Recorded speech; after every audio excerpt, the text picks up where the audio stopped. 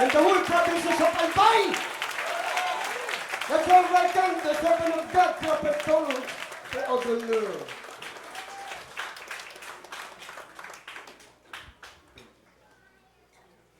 Let's clap for our own bishop. I think we will clap better for Bishop. Praise the Lord. It's a great honor. Before we sit down, just a minute. It's a very great honor for me to be here at such a time as this in a blessed city of Legazpi, the best city in Philippines. Hallelujah. And also, I recognize the leadership of Apostle Rode and fivefold ministry. I salute the grace of God upon him. And I want to also appreciate the earlier ministration of the word from Bishop and our darling pastor, even though I don't hear all the things they say, but the scriptures that have been presented really bless me. And to me, it's a very, very privilege, a great privilege. Pastora Christiana, thank you for inviting me. The Lord bless you. Let's honor her.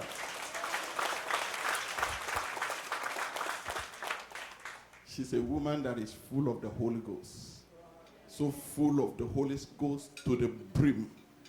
And we want you to know we love you. And mommy, the Lord bless you. I asked her yesterday, have you?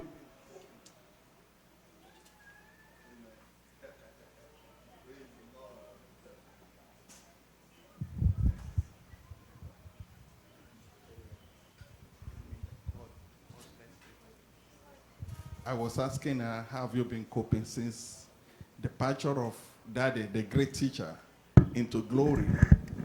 She said, I don't have choice. I have to move on. Let's clap for the courage of this great woman of God. We really, really appreciate it. Also, I want to thank God for everyone in the land, the pastorate. Some of you have been pastoring before I was born. I need to salute the grace of God upon you. Before I go on to preach share the word of God, thank you, sir.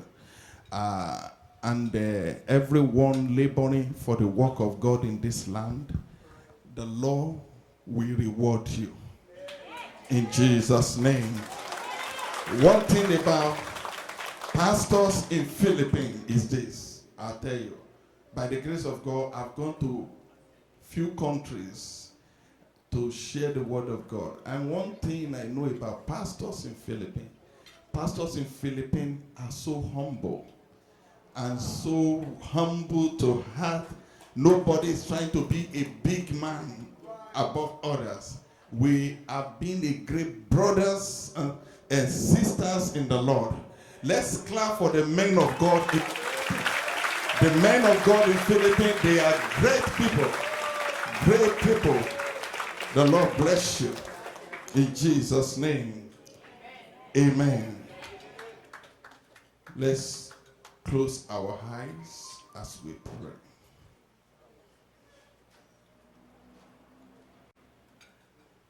Thank you, Lord. Jesus, we thank you. Jesus, we honor you.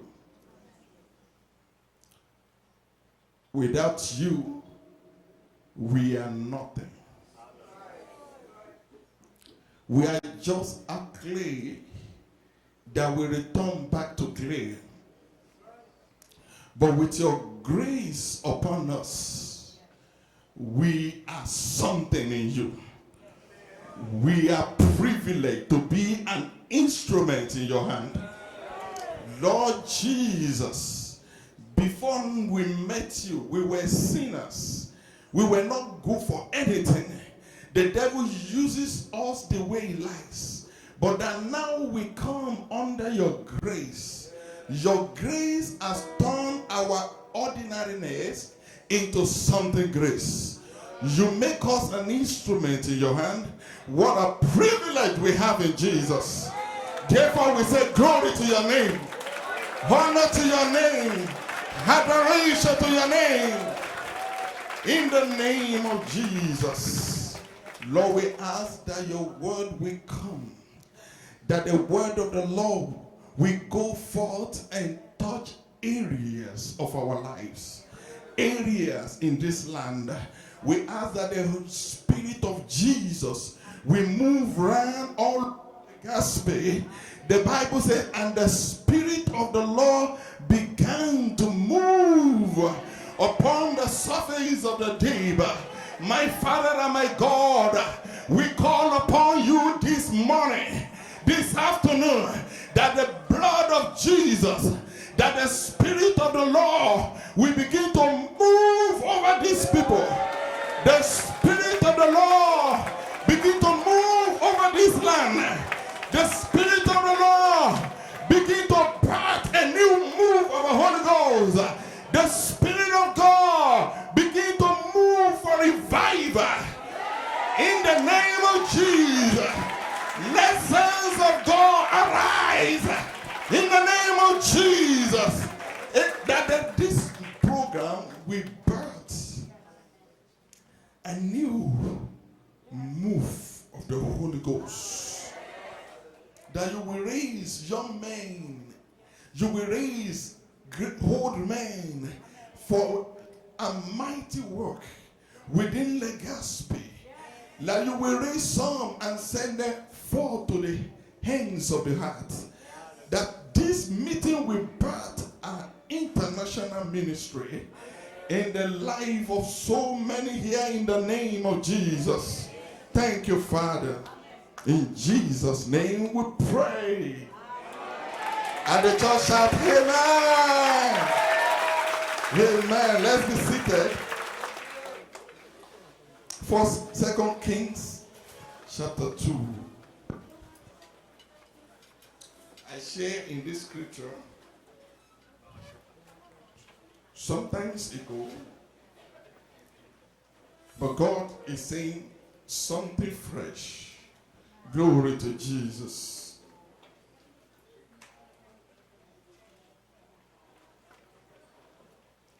Let me take my time so that I can watch time.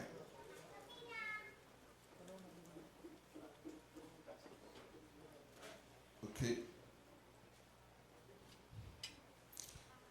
Are we there? First Kings, 2 Kings, sorry. Chapter 2, verse 1. We will keep reading verse by verse until my time is glory to Jesus. Amen. Are we all there? Do you have NIV? I am NIV person. No, stop. She wants to work for God. Okay, let's read. Let's read together. Verse 1. When the Lord was about to take Elijah up to heaven in a whirlwind, Elijah and Elisha were on their way from Gilgal. Now, open your Bible to Revelation chapter 4. Revelation chapter 4.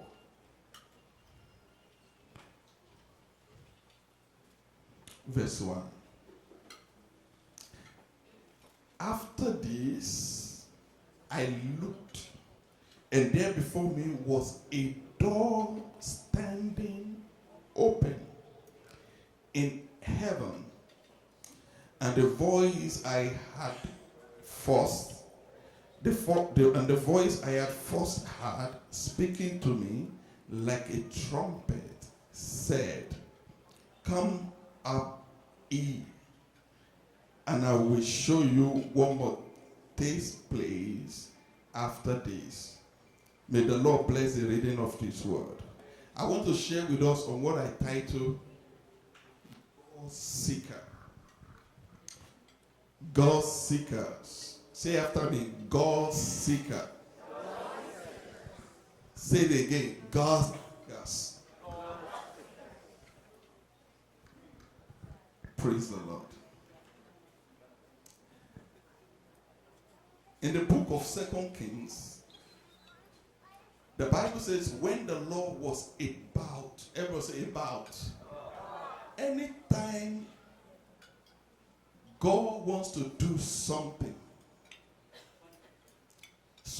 special, anytime God wants to birth a new event on earth, He calls people up. There is nothing God will do without first looking for specific people to call to Himself. When God wants to birth a revival, He calls certain people. One thing about God, God does not move by multitude. One thing about God, God does not need opinion of the general people. Whenever He wants to do something that will bring a transformation, He looks for specific people.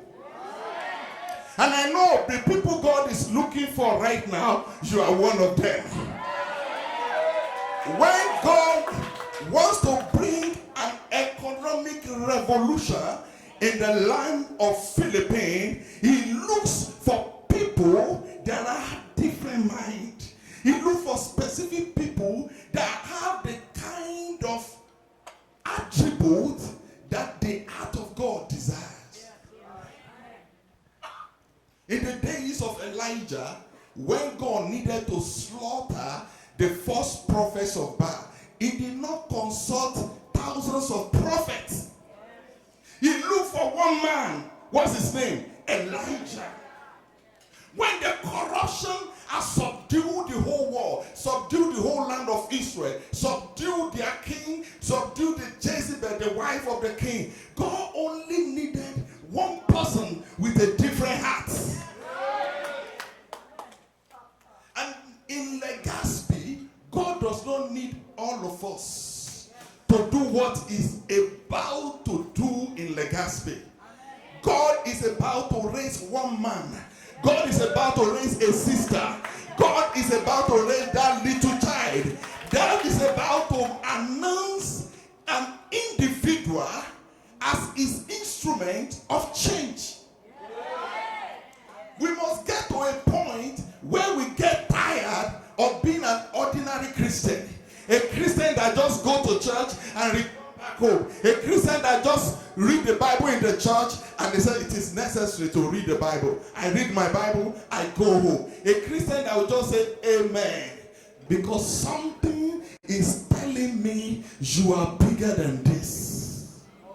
Some of you, your ministry is bigger than what you see today. It's because you have not responded to the voice that says, come up either.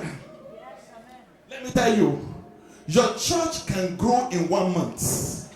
Somebody is not getting me. I said your church can grow in 1 month. If you can learn how to say, yes, Lord.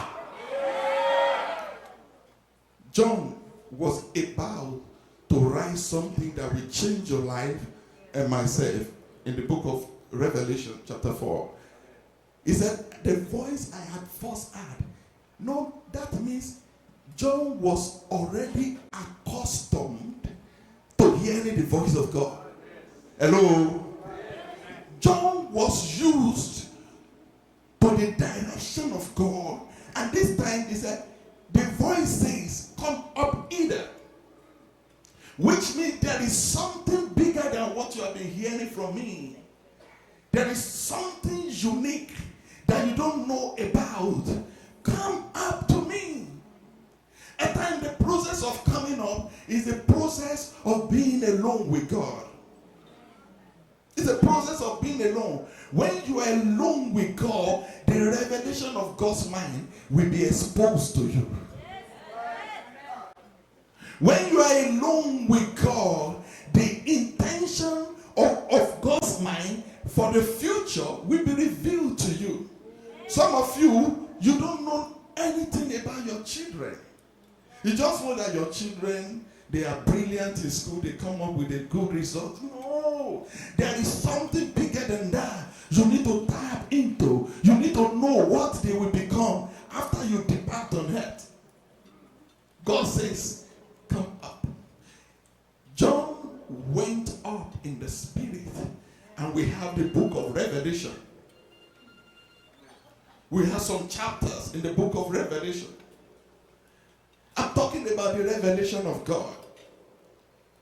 What makes a difference between a Christian and unbelievers is the revelation. Have you seen people who argue Bible before? They will tell you, the Bible says, drink little wine. They will be confusing everything. Because we have different types of revelation. There is sense knowledge. You can read the Bible as it is and argue blindly because you don't know it. You know why? You only know the letter. The Bible said the letter kills, but the spirit gives life. There are some level, some things to criticize today because you are only operating in the realm of sense knowledge. That is what you are operating. In the realm of what? Sense knowledge. The sense knowledge is a knowledge you can get by reading the book and accumulate all kinds of knowledge. Some people say, I read Quran. Some say, I read 7 books of Moses. What else do they read? I read Bible. What else? Encyclopedia. They just read to acquire knowledge. Knowledge that gives depth. Hello? I said knowledge that what? Give depth. Knowledge that cannot give healing to the sick body. Knowledge that cannot destroy the cancer. Knowledge that cannot heal cancer. Knowledge that cannot destroy the yoke of the devil and their boast. Full of it. I am this, I am that. The devil does not fear your PhD certificate. Hello? The devil does not care how much education you have. If he will blow you, he blows you with one blow and you're gone. Do I say education is not good? Education is very good. Do you understand? I am talking about sense knowledge, the limitation of sense knowledge. God says, come up here. The Bible says God was about to take Elijah up in a white wind. You see, before I jump what I'm saying, another level of knowledge is divine knowledge. The inspired knowledge that can only be given by the Holy Spirit. The revelation, that is the revelation of the Spirit of God. Jesus Christ has a disciple. What do people say I am? Hello? Are you hearing me? Jesus said, what do people say I am? And some say you are this, you are Elijah. What else again? Prophet, what do they call him again? Everybody was giving different opinion. Then he said, you, what do you say? I am. Peter said, you are what? Jesus Christ, the Son of the living God. And at that moment, Jesus said, you have moved from the realm of sense knowledge. You are moved into a divine knowledge. He says, flesh and blood has not revealed this to you. Which means Peter suddenly tapped into the realm of the Spirit to discern who Jesus was. And at that time it was offensive to call somebody the Son of God. The Pharisees and Sadducees are there. How can you say you are a son of God? And Jesus Christ now, he taught different differently. He said, you are Christ, what? The Son of what? The living God. There are some land you will never move to until you go up to get a divine revelation. Many of us, we do ministry, we just do ministry traditionally. Because this is how we met it before we were born. This is how we will continue to do it. Have you sat down like Moses? God revealed to Moses, he said, make sure you build the tabernacle according to the pattern revealed to you. There is a pattern, and the pattern must be within the context of the Bible. The Bible is the greatest pattern. Anyone that has a pattern contrary to the Bible, you throw that pattern into the pit. It does not fit the church of the living God.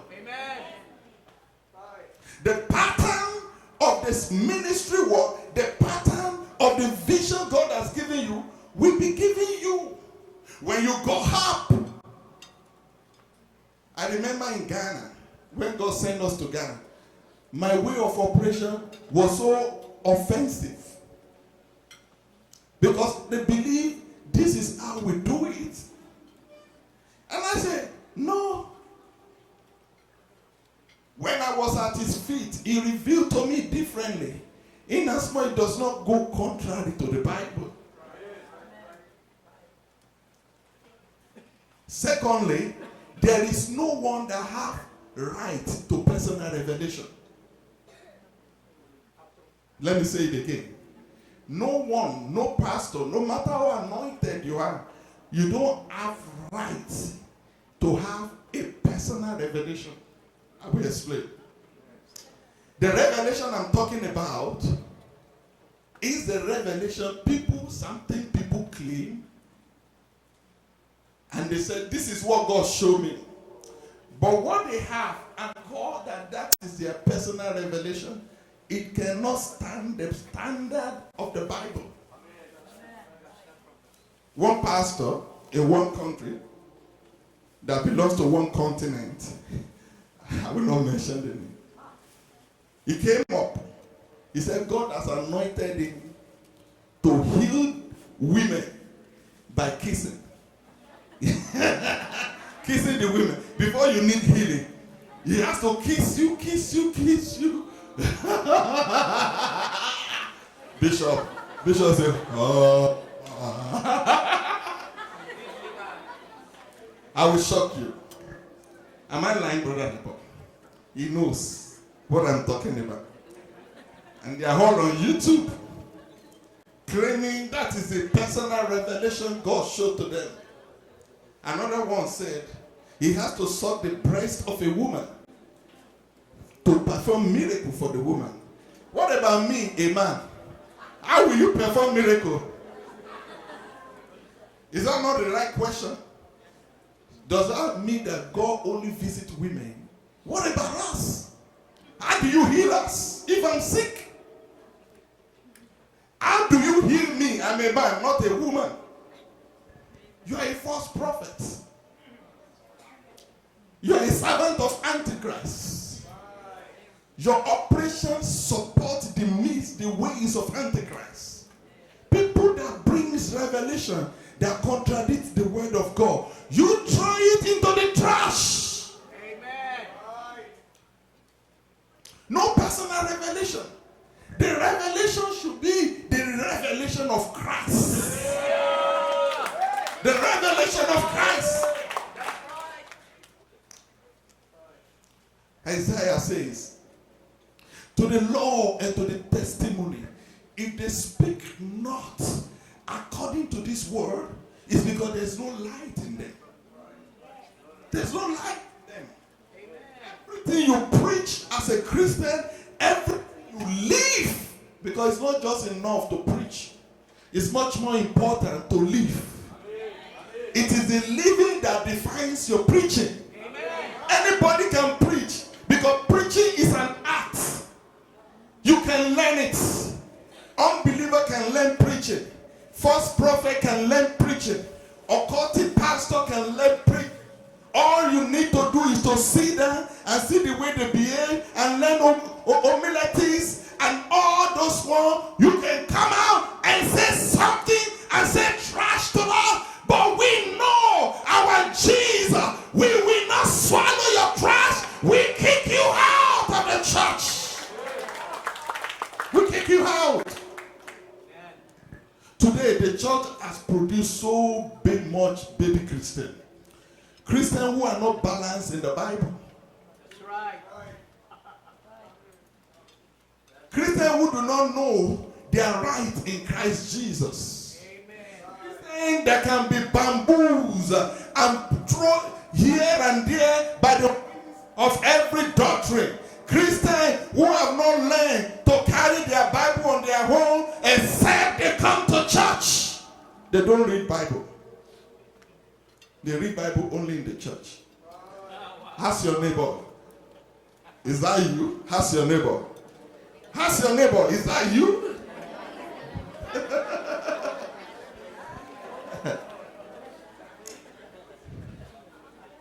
Ask your neighbor. When last did you read Bible? Ask.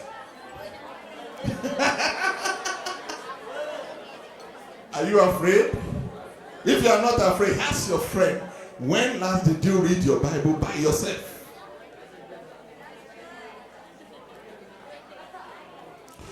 You know, so many people don't know. You know the reason why Christians fall into temptations is because we have not got the experiential knowledge of God.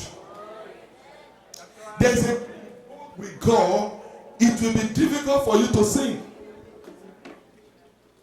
Hello? Somebody is not listening to my message again. Are you with me? Yeah. There's another knowledge I call experiential knowledge. You get to a point inside you, you will know the right way to go because you are so familiar with hearing God. You are familiar with the fellowship with God. Amen. Yesterday, while we were eating, we were talking about being in the Spirit.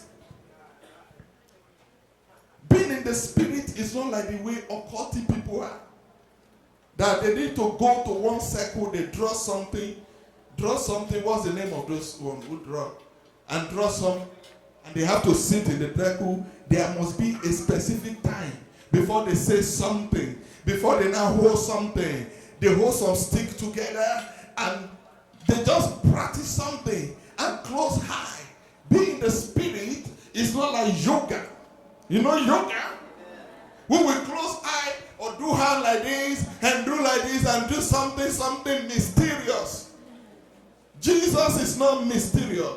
It's the way, the truth, and the life. No one comes to the Father except through Him.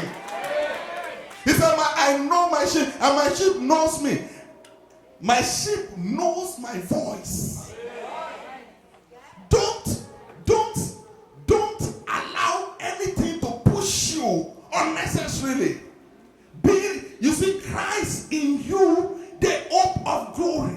You are always in the Spirit. There's no particular time that you need to go into the Spirit. You are in the Spirit because Jesus is with you. Any moment, all you need to do is to say, Father, what are you saying about this? If he's silent, he doesn't reply you. Don't worry. Do the last thing he told you. Because God has a time he's silent. God knows how to be silent. His silence is our victory. Even if you say, God, what are you saying? And you are not hearing anything, don't worry. Just stay with Him. How many of you, as your father, as your daughter come to you, Mommy, I need this, I need you, and you to respond? Have you done that before? Your baby is asking you for something, but you did not reply. You know the reason why you don't reply. God knows the reason why He has not replied you. Just stay with your daddy. Even though He has not given you the sweet, the candy, stay with Him. One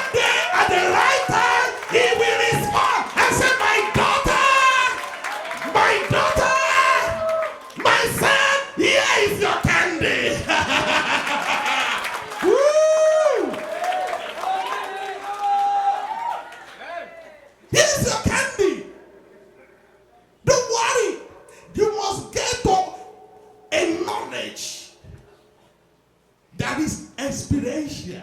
I give you an example. Husband and wife. What kind of knowledge do husband and wife have? It's experiential. What you know about that woman is very little. But a husband can open his mouth and say, this is my wife, this is my wife. You better believe him. Some women are very gentle, but they are tougher than snake. You know why?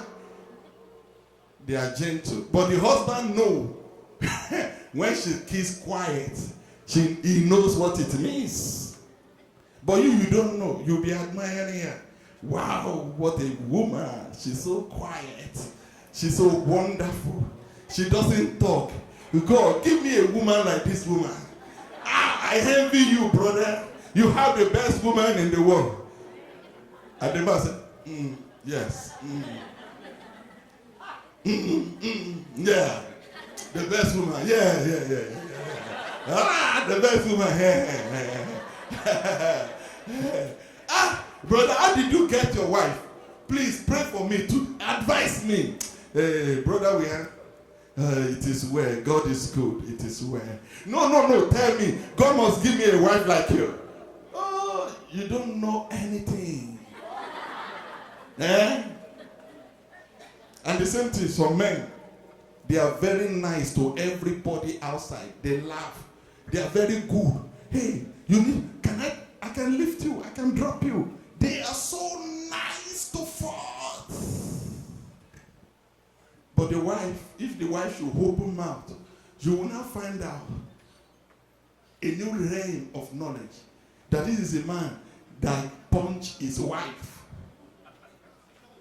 This is a man, when the wife says something by mistake in the room, he will slap the wife and get angry and leave the room, take his car key and drive out until his anger cooled down. The wife will tell you he's a man who doesn't know how to say sorry. But you don't know him. Why? You are not God. An experiential knowledge. He knows that he cannot beat you because you are another man's wife. So he's so gentle and smile to you. You be his wife for 10 minutes. Then you will know. I said you will know. Tell your neighbor, say you will know. And that's why we pray, get married. Hello? You ask God. That's part of it. If you want to get married, you are looking for wife, you are looking for husband, go up either. If you stay on earth and choose a woman, you stay on earth and choose a man to marry, I tell you, you will regret one day. But when you move from this earth and go up, everyone say go up. Somebody shout, go up. These people are not talking. Say, go up. When you refuse to stay here and you go up, the heaven will tell you, no. Is it brother Abi? No. But God is handsome. No. But God is rich. He has 2 cars. No. But God, he can preach very well. In fact, when I see him preaching, God, because I love you, I fell in love with his preaching. God said, no. What do they say no? In Tagalog. Indeed. Tell your neighbor, indeed. Because up there, nothing is hidden. I said up there, nothing is hidden. God reveals the mystery. In the book of Daniel chapter 2, Daniel described God. He said, you are the revealer of all mysteries. Revealer of all mystery. Be a Christian that is seated with Christ. Where? In heavenly realm, far above principalities and power. What did the Bible says? We are seated where? We are seated with who? With Christ. Where? In heavenly places. Christians are not meant to be on earth. You should live on earth and dwell in heaven. You live on earth, but you dwell in heaven. All sudden, you can switch and tap into the realm of the spirit. You know, at times, if God open your eyes, you will see things. When the Lord was about to take Elijah up to heaven in a wild wind, the wind is symbolic of Holy Spirit. Hello? The wind is what? Is symbolic of the Holy Ghost. You cannot tap into what God is saying without the Spirit of God.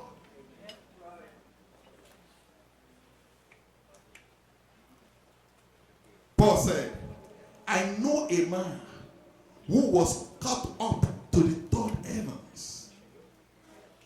And some scholars say he was talking about himself. You understand? I don't know how true is that. But the thing is that there was a man in the Bible who was taken from this earth. Who was taken off this earth into the third heaven.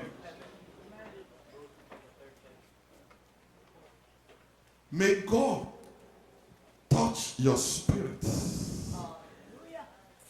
and move you from the reign of being ordinary Christian in the reign of a man and a woman, a teenage, a child, a old man and a old woman that have intimate, experiential knowledge of God. The disciples of Jesus were with Jesus. And one time, Jesus was seen beyond now. He was seen into a trouble he was about to enter. But they could not see it. And Jesus Christ said, you follow me. Let's go and pray. And they were praying. They were sleeping. Pray, pray, pray, pray, pray. Jesus Christ will leave them, you know. He will go into a secret place. Jesus Christ will come back and find them sleeping. One time Jesus woke them and said, can't you tarry with me for an hour? So many of us, we don't know how to pray. Let me draw this. Said there is difference between worship and prayer. You must learn prayer. Prayer. The prayer that you pray must be by word and by speaking in tongue. Worship is part of prayer. The church in Philippines are good in worship, but little prayer. That's why our churches are not growing big. They don't like me again. Because I don't praise you now. Say, I love you, Pastor. I love you, Pastor. You don't have choice than to love me. You must learn to pray. You know, my church is full of African, and now Filipinos are growing plenty in my church now. About 25 in my church. But one thing I saw is that when the Africans are praying with figures, the Filipinos do like this.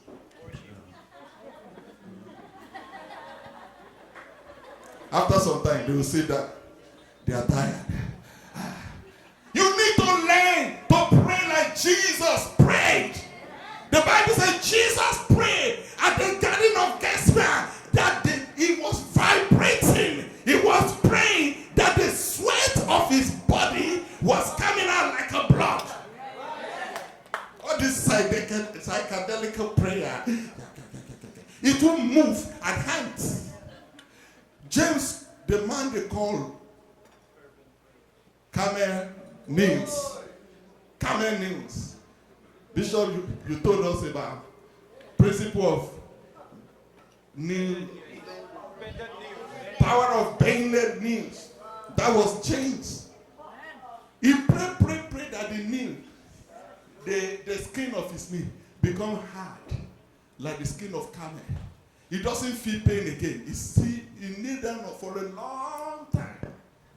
The same man that knows how to pray for long came up with a scripture and said, the fervent prayer of a righteous man availeth much. You need to learn fervency in prayer. You put fervency to prayer. Your body must feel it. Your voice, you pray that your throat get right. You can't die. In our ministry, we pray for a long hour. The church, we keep praying, no stopping. We keep praying, no stopping. The hall will be vibrating. We don't stop. Because prayer is part of instrument for God's revival.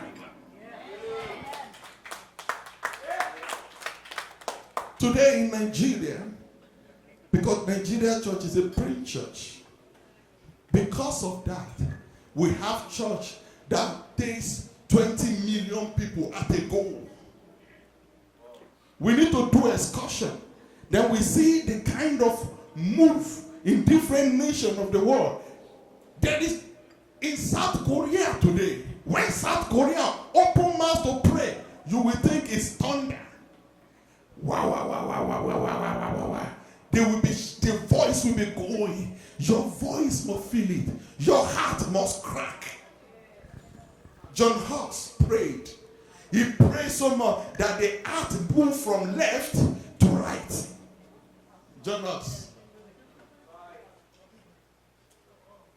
A man who prayed and there was silence in the whole land for how many minutes? Is it 1 minute? Everywhere became silent. The glory of God came down and moved all over the land. A man of God in Nigeria called Apostle Babalola. The man always on his knee. He prayed so much that his feet became authority. One day he entered a village where a beast in form of snake kills people. As he stepped there in the village to preach the gospel, he had not prayed. The beast came from the ground and left that village without casting him out. A man of prayer. Elijah, according to what Bishop read in the Bible, in 1 Kings 18, his knees, he put his head between his knees, and he was agonizing for prayer in prayer. And there was all of a sudden, the heaven grew black because a man stood to pray. Don't pastor when you don't know how to kneel down for long and pray. Don't be a Christian if you cannot wake up in the middle of the night and speak in tongue to the atmosphere. Shakabalaba, Shotobo, Rikopotayaha. Look at somebody and speak in tongue. Speak in tongue. Speak in tongue to your friend. Yes. Some of you think speaking in tongue is mysterious. You cannot say it unless a spirit moves you and you shake before you can speak. The spirit must move you and you feel mysterious. Something's on me. No. It's heavenly language. It is a spirit language. They that have been born of God overcomes the world. You have the Spirit of God in you. You can speak. The Bible, those that speak in tongues, speak in an unknown language. It's an unknown language. You don't need to. I describe it to somebody. I said it is a nonsense language. You can't understand. except the Spirit gives you the translation. And it's not every time. Even if you have gift of translation of the Spirit, it is when the Spirit have to translate, he needed something to be passed across before it will work. That you have gift of this interpretation does not mean you will always interpret every tongue. It will scatter your brain. The gift of the Spirit manifests when the owner of the gift wants to use it, not you. You are not in control of the gift of the Spirit. Somebody asked me, prophet, this is. Can you tell me something? I said, I can't tell you nothing. When the Spirit wants to talk to you, he will steer the gift in me. Because I am not the owner of the gift. God owns it. That's why you cannot use it to make money. Hello? You cannot use the gift to make money because it's a gift of God. It is not your talent. There is difference between talent and the gift of the Spirit. With your talent, you can make millions. You can make dollars. You can make anything. But with the gift of the Holy Ghost and with the ministry gift, you cannot make no dollars. No dollars. You can make no money. If you make money, heaven will sanction you. Heaven will mark you for judgment. Hello? We should not be like the false prophet who turned the gift of God into money making. Don't be like Samson who turned the gift of God into money making. How many time remains? I still have time. What time did I start? I forgot. Thank you, sir. Do you know that this revelation we are talking, it is not by age. When I see young people, I'm so happy. Because these are the future of Spain. These are the future of Philippines. These are the future of Asia. The future of the world. I know some of you, it may be a long time from now, one of you will become president of this country. In the name of Jesus! And at that moment, you will not just be a president like all the past presidents. You will be a president that reign and rule with the Spirit of the Lord. That time, you will be in your presidential palace. And the Holy Spirit, God will just call you. John, come up either. By the time you go up, what you will be saying is that how to transform the economic of Philippines. One day a president will be so engrossed in the Spirit and he will receive divine revelation, an idea how each individual will be free from poverty in the land of Philippines. Because Christianity is not limited to the church. It's not limited to the four corners of the church. Some of us, our ministry, we have the church, but our ministry will be to transform the economic situation.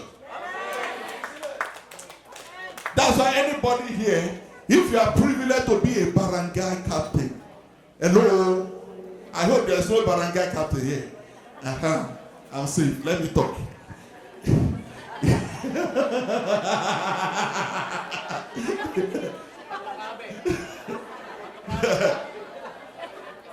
If you are privileged to be a barangay captain, and one day you are dreaming you will become mayor, one day you are dreaming I will become this. No, before you become mayor, as a Christian, let the citizen, let the people of your barangay feel your leadership. Let the people who don't have food to eat, let food be surplus in your barangay. The problem I have is that any opportunity that comes first, they serve themselves. Me and my family. Me and my family. And the people you are leading are rotting in poverty. What are you saying about them? But God is looking for that young man and that young woman who will carry the burden and the pains and the cries of the people God put under him. He will carry on himself and look for solution for their problem. When God sees you doing this in a little way of your barangay level, God will take you to mayorship. When God sees what you do in your mayorship, he will take you to a bigger revelation and move you into presidency. Do you believe it? Yes, sir. Some of you are going to be a great prophet. You will grow into it. You will grow into it.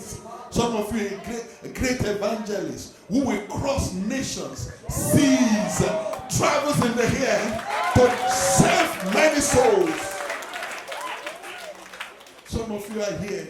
You say, oh, I'm already 60. This thing is not talking about me.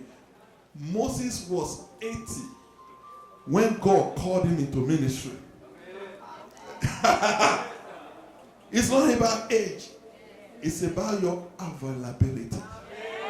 It's about what? Your availability. Surrender yourself to God, and God will make use of you. If you give yourself to God, will give himself to you.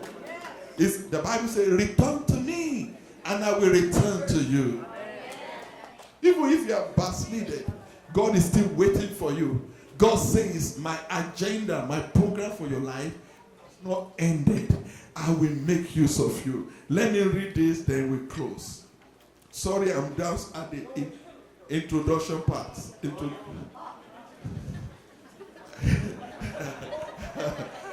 That's my introduction.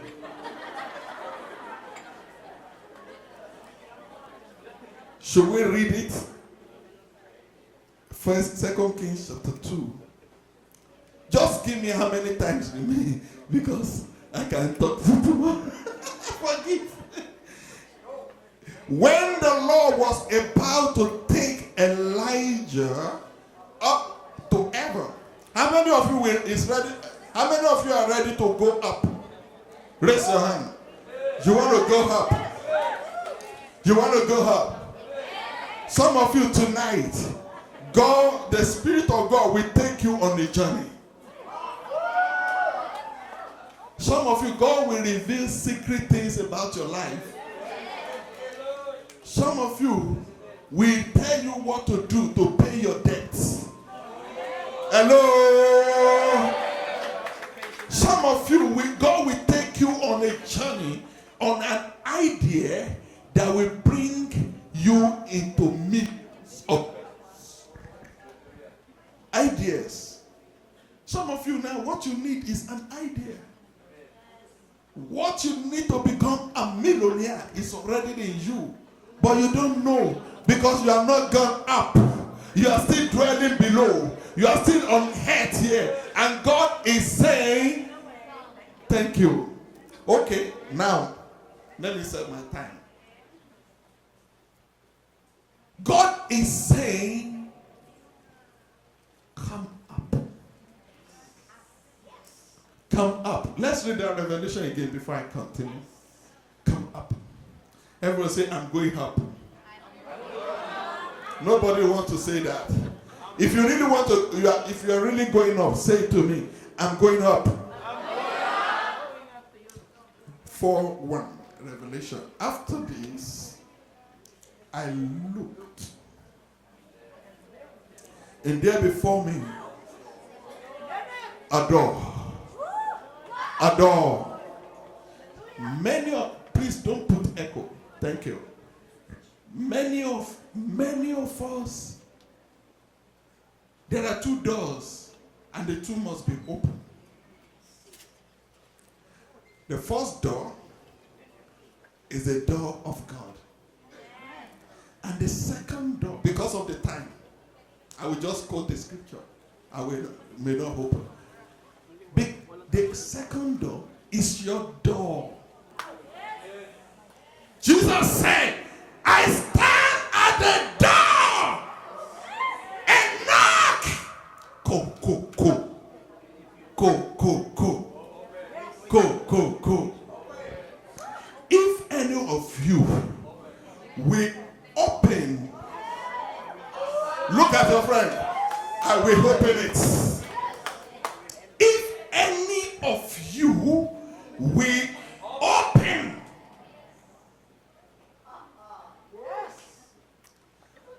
many of us have been shutting the door of our heart against God. God will come and knock your door. You say, no way. No way. You give God limitation and said, this is where I've been to American Embassy before. They will put a line. Or you are coming in to the airport in Philippines. They will put a line. Stay behind the line. Stay behind. That is what we are doing to God. God, stay behind the line. Don't touch my door. I know what I'm doing, God. I'm a beautiful girl. I know what I'm doing.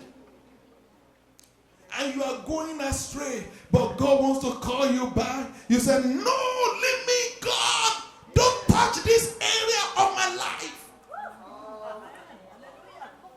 I don't want this area to be touched. You can touch anything. You can tell me to come to church. You can tell me to read my Bible. You can tell me to worship God. You can tell me to pray. But don't tell me to leave my boyfriend. Stay behind the line. But don't tell me that I should not have sex before marriage. Stay behind the line. Don't tell me I should not stay with a man when we are not yet married together. Stay behind the line. God, don't touch my door.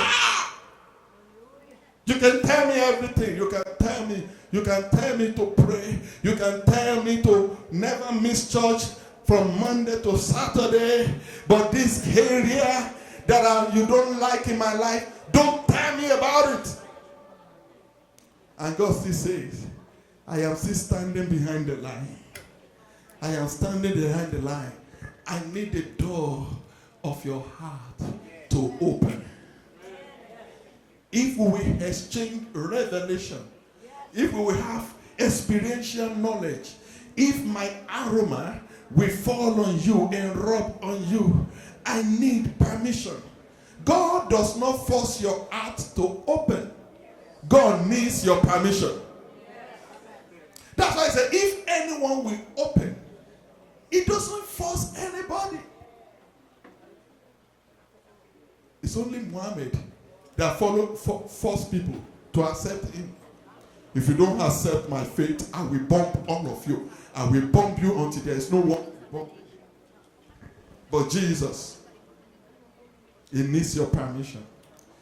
Can you, everybody listen to this. Can you please talk to somebody close to you and say, please give Jesus a permission into your heart?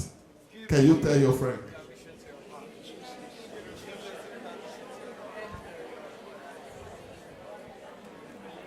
Say it again.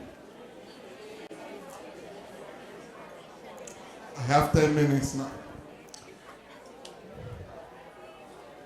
But for God, the door of God is open 24 hours a day. But the door of men and women is closed 25 hours a day.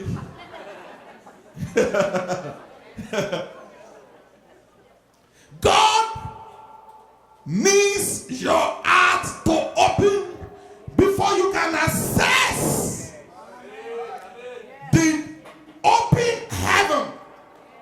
Before you can go up either, something must happen to this place. The Bible says, your heart of stone will I remove and turn to heart of flesh. God wants your heart to be softened. God wants the word of God to be able to penetrate you. That which you are struggling with God, God wants you to surrender. Surrender everything to Him.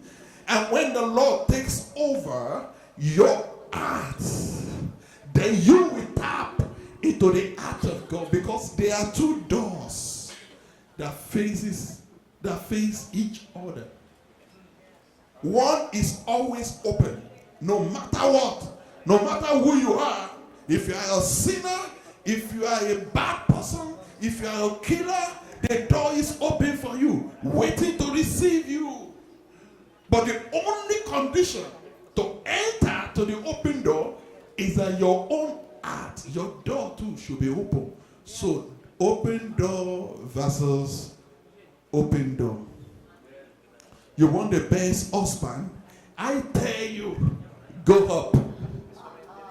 You want a growing ministry?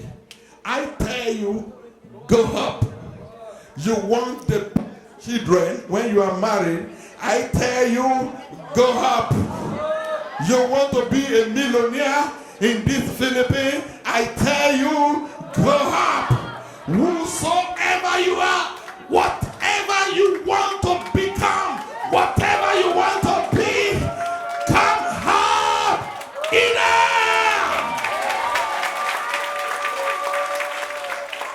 Stand to your feet. My time remains 7 minutes. I wish I can really preach the message. Glory to Jesus. Let's sing this song, I Surrender All. Are you know it? Are you ready to open your heart? Are you ready to surrender? Praise the Lord. God bless you, Paul. God bless you. God bless you. Are you ready to surrender? Lift up your hands. Close your eyes. Come and surrender to Him right now. Yes. I surrender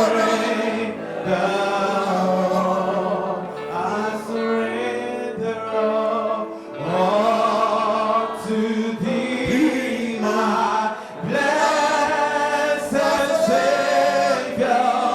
I surrender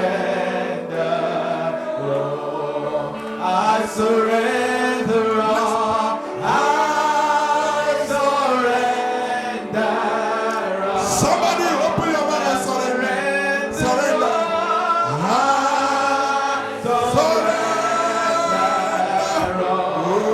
All to Thee, my, all to Thee, my blessed Savior. I surrender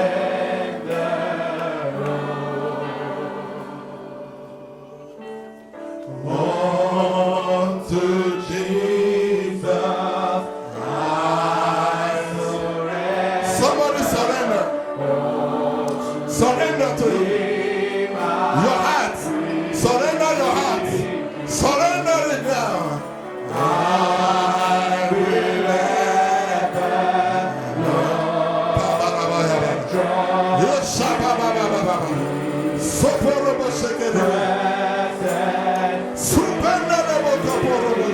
I surrender.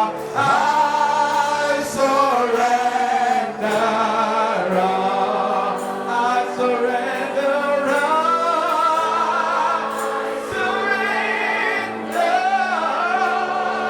All to Thee, my, all to Thee, my blessed Savior.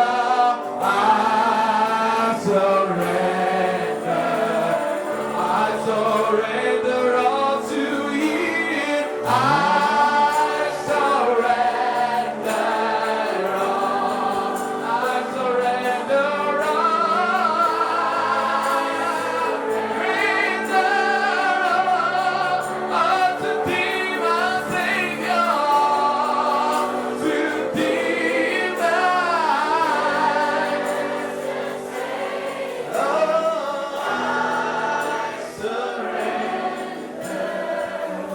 Lift up your hands, everybody. Close your eyes. In these 5 minutes, I want you to say it. That area you have been struggling with God, tell him you surrender. Surrender. Open the door of your heart. Let the heart open now. Those areas you're fighting and struggling with the Holy Ghost, open it. Open it. It's calling you up. Yes. It's calling you up. It's moving you to a new realm of revelation. A new realm of revelation. A new realm of intimacy with Jesus. Yes, the difference, what makes Paul differ from other is the divine revelation. Jesus did not know, Paul did not know Jesus in flesh. He did not even meet Jesus. He knew Jesus by revelation on the way to Damascus. Paul, Saul of Tarsus, was caught up on the way to Damascus. He's calling you. I heard a voice saying, come up. Come up, Ida. There is a connection right now. Tonight, some of you will begin to see some revelation, even in your dream. God will begin to reveal things to you. Yes, Lord, glory to Jesus. Lord, I place everyone under the sound of my voice that you will bring them to yourself. You will bring them to yourself. Bring everyone to yourself, Lord. Let their doors be open to connect to your door. Glory to Jesus. We pray for Legazpi. We pray for the churches in Legazpi. Lord, breathe upon the churches in Legazpi. Let the churches begin to move. Let them begin to grow from 20 to 30. Let them begin to grow from 50 to 70. Let them begin to grow in the name of Jesus. In the name of Jesus. Every barrier to growth will be destroyed in the name of Jesus. Oh God, from today, make us God's seeker. Make us God's seeker. Make us God's seeker. In the name of Jesus.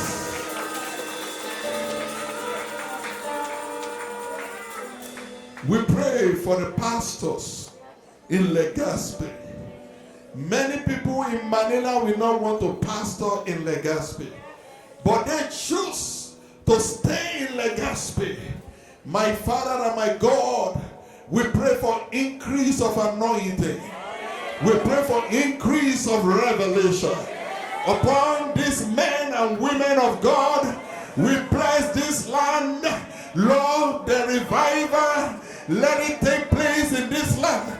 Turn this land to the land where great pastors, great evangelists, great teachers, great prophet and apostle will rise in the name of Jesus.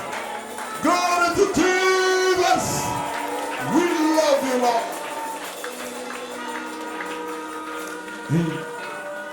In Jesus' name, we pray. And you say a big amen.